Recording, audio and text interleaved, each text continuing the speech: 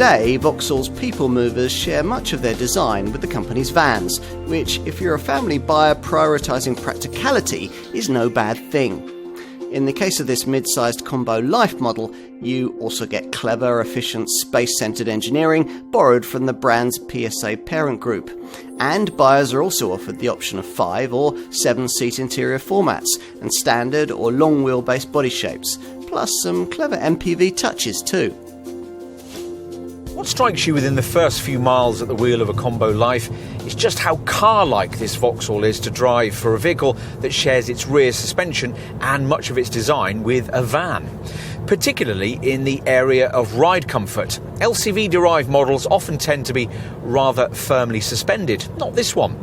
Light tarmac tears and minor undulations are dispatched with ease, and even speed humps and deeper potholes are only lightly felt inside the cabin. You can't have everything, of course, and this appropriate emphasis on ride comfort does also mean a little extra body roll at speed around tighter corners, though you'll only really be troubled by it if you drive this car in a way that the vast majority of owners never will. Refinement's not bad either, despite the vast interior space. And under the bonnet, well, given the current zeitgeist, you'll be pleased to hear that there's a decent petrol option, a 3-cylinder 1.2-litre turbo unit, which puts out 110 PS in its standard form, or 130 PS if you order it with the brand's 8-speed auto gearbox.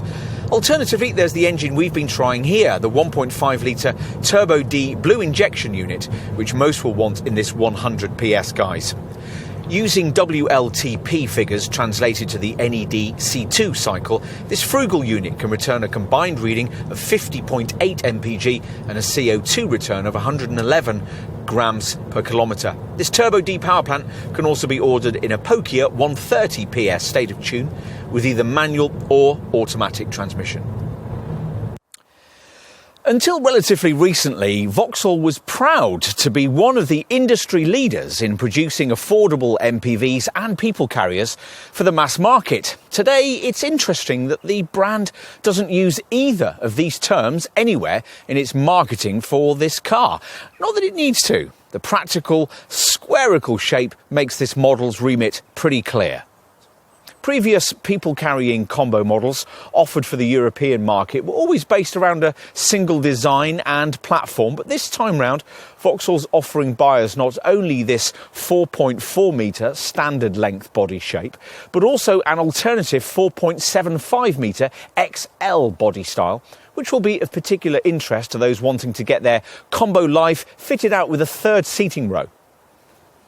Let's take a closer look at boot space. Now, whatever way you specify this Combo Life, its cargo area will be vast. This standard length model has 597 litres of boot space to the window line, or up to 2,126 litres if you were to fold the rear bench and load to the ceiling. With the lengthier XL long wheelbase model, these figures would rise to 850 litres of boot space and up to 2,693 litres with everything folded. And in both cases, you could increase the available dimensions further if you were to pay extra for the optional fold-flat front passenger seat. Using that would give you enough loading length to accommodate something as long as a kayak inside this Vauxhall. If you just need the boot area, a nice touch is the way that the parcel shelf can be positioned at 2 heights and can take a reasonable amount of weight. Enough so as you could put the family dog on top of it with your shopping safe below. Enough with questions of load capacity, let's take a seat at the wheel. Now, it wasn't very long ago that a van-based MPV of this kind really felt LCV-like once you got inside it. And that's certainly not the case with this Vauxhall, or at least it isn't if you order it in a form that includes this large 8-inch capacitive centre dash screen, which comes as standard with the energy spec trim that most customers will choose. It offers easy access to DAB radio stations, hands-free phone connectivity and media streaming via Bluetooth or a USB connection. Plus, there's smartphone mirroring via the Android Auto or Apple CarPlay systems. We've saved what ought to be the best bit, though, until last, cabin practicality. If you were to add up the capacity of all the 28 different nooks and crannies available within the interior of this combo Life, you'd arrive at a figure of 192 litres, about as much as you'd get in the entire boot of a city car like Vauxhall's Viva. And that's about it, assuming you've gone for the kind of standard length 5-seat short wheelbase combo Life we've been testing here. Were we to be buying this Vauxhall though, we'd be tempted to pay the small extra amount for the lengthier XL body style, especially if we were ordering a 7-seat variant. Getting the longer body enables the 2 extra boot-mounted seats to be provided with a sliding function, which will make them potentially usable for adults as well as children. It's just another example of this Vauxhall's flexibility. We always wondered whether there was really a need for both car-like mid-sized MPVs and van-based ones.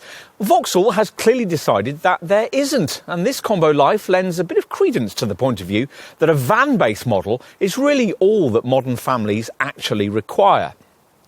Whether it makes more sense than its very similar Citroën and Peugeot design stablemates is a key question, of course, but in this case, a quite subjective one. You might quite like the quirky exterior styling of a Berlingo or the curious driving position and dashboard of a Rifter, but if you don't, then this combo Life model may well seem a more palatable all-round proposition, especially if you've a friendly local Vauxhall dealer and the price is right.